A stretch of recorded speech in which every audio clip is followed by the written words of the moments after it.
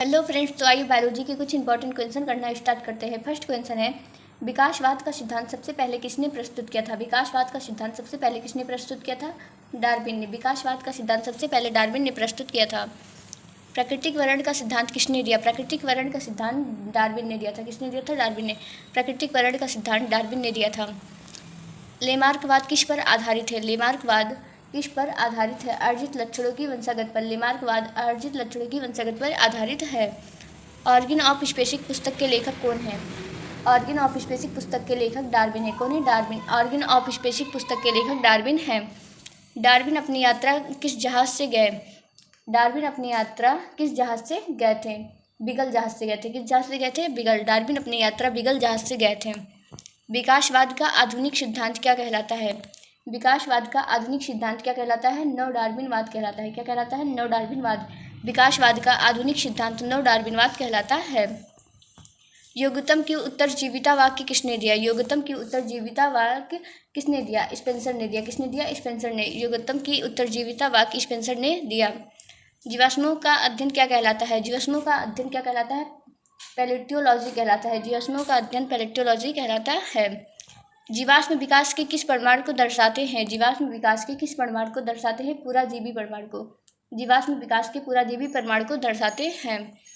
समजात अंग किसके प्रमाण है? समजात अंग किसके प्रमाण है? अपसारी विकास के। समजात अंग अपसारी विकास के प्रमाण है। समजात अंग किसके प्रमाण है? अपसारी विकास के। सामान्य कार्य करने वाले लेकिन भिन्न संरचना वाले अंग क्या कहलाते हैं? सामान्य कार्य करने वाले लेकिन भिन्न संरचना वाले अंग क्या कहलाते हैं? समजात अंग कहलाते हैं। क्या कहलाते हैं? समजात अंग। सामान्य कार्य करने वाले लेकिन भिन्न संरचना वाले अंग क्या कहलाते हैं? समजात अंग।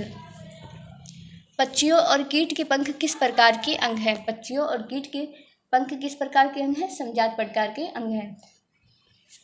मनुष्य में अवशोषी अंग का उदाहरण कौन सा है? मनुष्य में अवशोषी अंग का उदाहरण कौन सा है?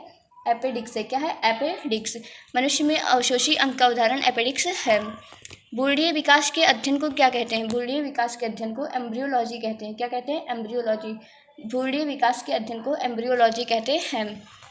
ऑन्टोगैमी रिपीट्स फाइलोगेमी सिद्धांत किसने दिया? किसने दिया था? हेगल ने दिया था। ऑन्टोगैमी रिपीट्स फाइलोगेमी सिद्धांत हेगल ने दिया था। उत्परिवर्तन सिद्धांत किसने दिया था? उत्परिवर्तन सिद्धांत किसने दिया था? डीब्रिज ने दिया था। उत्परिवर्तन सिद्धांत डीब्रिज ने दिया था। आनुवांशिक बहाव का उदाहरण क्या है? आनुवांशिक बहाव का उदाहरण क्या है? शिवाल राइट प्रभाव। आनुवांशिक बहाव का उदाहरण है शिवाल राइट प्रभाव। आनुवांशिक बहाव का उदाहरण क्या है? शिवाल राइट प्रभाव। हार्डी वीनबर्ग सिद्धांत किससे संबंधित है?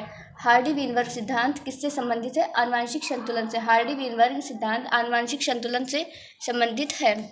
हार्डी वीनबर्ग समीकरण क्या है? हार्डी वीनबर्ग समीकरण क्या है? P2 + 2PQ + Q2 = 1। P2 + 2PQ + Q2 = 1 Hardy Weinberg का समीकरण है। विकास की सबसे छोटी इकाई क्या मानी जाती है? विकास की सबसे छोटी इकाई क्या मानी जाती है? जनसंख्या। जनसंख्या विकास की सबसे छोटी इकाई मानी जाती है। प्राकृतिक चयन का परिमाण क्या होता है? प्राकृतिक चयन का परिमाण क्या होता है? अनुकूलन, विलुप्त, विविधता, उपरोक्त सभी। तो ये सभी हैं प्राकृतिक चयन का परिमाण। अनुकूलन, विलुप्त, विविधता। औद्योगिक अतिकृष्टता का उदाहरण किस जीव में देखा गया है? पेपर्ड माथ में देखा गया है। औद्योगिक अतिकृष्टता का उदाहरण पेपर्ड माथ जीव में देखा गया है। एंटीबायोटिक प्रतिरोध किसका उदाहरण है? एंटीबायोटिक प्रतिरोध किसका उदाहरण है? प्राकृतिक चयन का उदाहरण है। एंटीबायोटिक प्रतिरोध प्राकृतिक चयन का उदाहरण है। मानव का वैज्ञानिक नाम क्या है? मानव का वैज्ञानिक नाम क्या है? Homo sapiens. मानव का वैज्ञानिक नाम होमो सैपियंस है। मानव का निकटतम जीवित संबंधी कौन सा है? मानव का निकटतम जीवित संबंधी कौन सा है? चिंपैंजी है। क्या है? चिंपैंजी। सबसे प्राचीन मानव पूर्वज कौन माना जाता है? सबसे प्राचीन मानव पूर्वज कौन माना जाता है? ऑस्ट्रेलोपिथिकस माना जाता है। कौन माना जाता है? ऑस्ट्रेलोपिथिकस। आग का उपयोग सबसे पहले किस मानव ने किया था? आग का उपयोग सबसे पहले किस मानव ने किया था? होमो इरेक्टस ने।